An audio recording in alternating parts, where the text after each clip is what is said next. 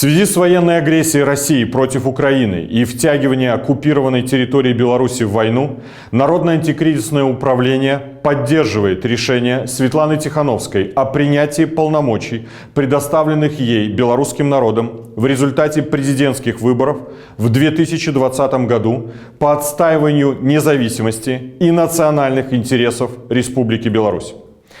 Поддерживаем решение о том, что Светлана Тихановская имеет исключительное право представлять интересы белорусского народа.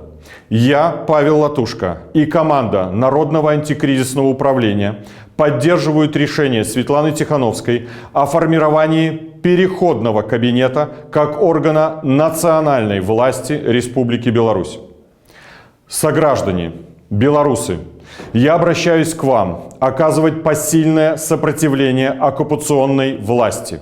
Призываю военнослужащих Республики Беларусь сохранить верность присяге белорусскому народу, не участвовать в военной агрессии против братского украинского народа и при возможности переходить на сторону вооруженных сил Украины.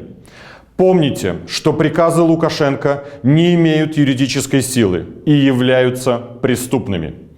Ввиду последних событий гражданин Лукашенко и весь управленческий и военно-бюрократический аппарат можно считать не только политическими, но и военными преступниками.